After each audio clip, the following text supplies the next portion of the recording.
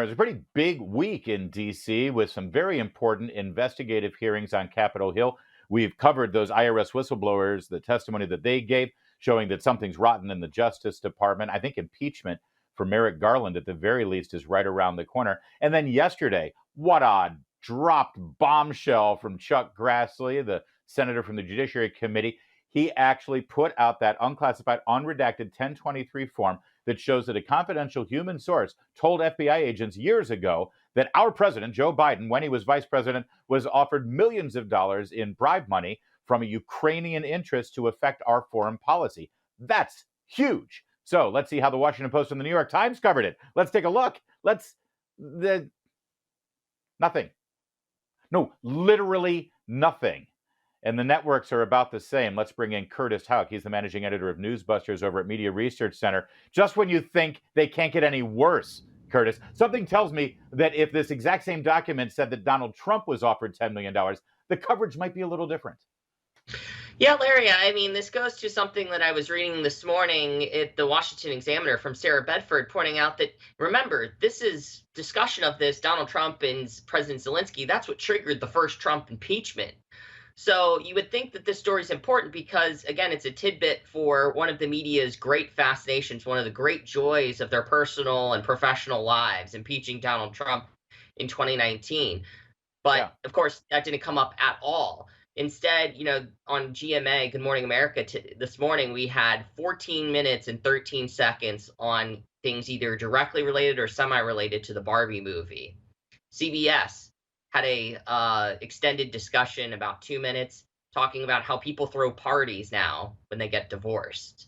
And then Nightly News last night, they had a full story about solar-powered cars. So not only are we going to have electric cars, we're all going to need to be forced into solar-powered cars, Larry. Those are just a few things that the networks thought were more important than someone coming forward to say, oh, no, I have tapes. Remember Jim Comey, Lordy, I hope there's tapes. This guy is saying there's actual tapes of Biden family bribery. Yeah. And also, let's draw a contrast to how the media covered the Steele dossier, which, of course, we know was just opposition research paid for and created by the Clinton campaign. There was no basis to believe any of it. It wasn't corroborated. And it didn't come from an FBI confidential human source, but they went wall to wall on that. This actually has way more credibility. And again, they're just ignoring it. Yeah, we're not going to see Jim Sciutto out there talking about this 1023. They're just basically out there. I saw one of the defenses that it's basically like Wikipedia. 1023 is something that anybody can submit. So we don't know whether it's true or not, so we're not going to talk about it. Which, again, if you're a journalist looking to examine the who, what, where, when, why, and how of a story, and bring a variety of news stories to your viewer, this is something that you might want to pull a thread on to see whether it goes anywhere. It might not go anywhere, but the point is they're not covering it at all, so there's no sort of curiosity. And that's what Senator Grassley and Congressman Comer are asking of the FBI, saying, okay, we now have this 1023. These are pretty serious allegations. Even if there's nothing, wouldn't you guys as a law enforcement body want to investigate this or follow up on this? That's right. That's right. Exactly. Even again, they are allegations. You're absolutely right. The other part of this story is what the FBI did or didn't do with those allegations. All right. So that's the 1023 story. Maybe they'll catch up in a year or so, like they did with the Hunter Biden laptop. What about the IRS whistleblowers? Here we've got two credible people who have no reason to lie, giving sworn testimony that really contradicts not just what President Biden has been saying, but also what the Attorney General has been saying. Did that get any kind of coverage? Actually, yes. There was coverage on Thursday or Wednesday night and Thursday morning on CBS and NBC. CBS, Catherine Herridge, former Fox News correspondent, was very serious. Interviewed Mr. Ziegler with an exclusive interview since he was going public for the first time, revealing himself more than just whistleblower X.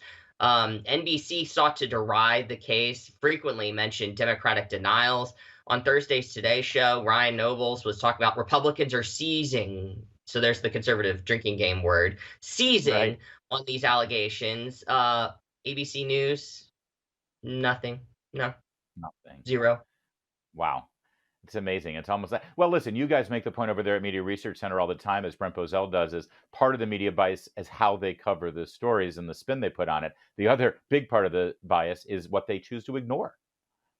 Right, exactly. And then I gave the examples earlier about the amount of coverage for Barbie or divorce parties or solar power cars. Yeah, you can't just always blanketly say that Yeah. X story didn't get amount of coverage. In this case, the IRS whistleblower there was, but it was to downplay it, to suggest that there was nothing there. MSNBC and CNN did have some coverage. We have a study over in Newsbusters by our house, Chrissy, that found there was 9 times more coverage on an expected third Trump indictment than there was on the IRS whistleblower hearing. And when they did cover it, they'd try to run it down, Hmm. peddling the Jamie Raskin talking point, which is prosecutors and investigators disagree all the time. So we're Ah. really just giving Americans a look under the hood about how this works on a daily basis so you can better appreciate how this investigative process, how law enforcement does its job. When you Oh. ask Mr. Shapley and Mr. Ziegler, with decades of experience combined between the two of them, they said, not this level of disagreement. Oh, that is precious. It was really more of an explainer, news you can use, the more you know. Hey, let's Right. swing over to CNN. CNN's made a lot of noise about how they're trying to reshape their image in the post-Trump era. They got rid of Chris Cuomo, they got rid of Brian Stelter, they got rid of Don Lemon. So they're sort of retooling and sort of putting back their hard news and non-political bias image, right? So explain to me this hire. They announced it earlier today. They're bringing in this woman. Let's take a look at the announcement here. Kate Bedingfield joining CNN as a political commentator. Kate Bedingfield. Curtis, that name sounds familiar. How do I know that name? Oh, wait, she's White House Communications Director under Joe Biden, a longtime DNC official, multiple Ah, administrations, worked for Barack Obama as well. So, yeah, I mean, I tweeted when the news came out that this is not the message CNN should be sending if they're trying to go out there and say half the country isn't an enemy of the people. Um, but my other reaction was, wait, I thought Kate Bedingfield was going to leave the White House to work for the Biden reelection. So I guess she's not ah, interested in that. She looked at that and thought, I have to go that's convince interesting. people that the She, last 4 years have she been wants she great. wants a more permanent job where she has the chance of succeeding. Perhaps I don't Right. know. Steady income. I mean, yeah, you go on TV and talk about Donald Trump and Russia instead of having to actually Yeah. talk about Joe Biden's supposed successes. It's a pretty easy pick there. So ramping up for the big election year next year, they hire the former Obama and Biden communications director to be a political commentator. Listen, I don't watch CNN because I've got you to do it for me. How many former Trump administration officials are working for CNN? Or for that matter, Bush administration officials? Or for that matter, anybody who's outwardly identified as a Republican? Anyone? Actually a Republican? Now that's a tough question because yes, you have Oh, Anna that's true. Navarro, Alyssa Farah Griffin. You have David Urban a little bit. They got rid of Senator Santorum a few years ago. They don't have Jeffrey Yeah. Lord anymore.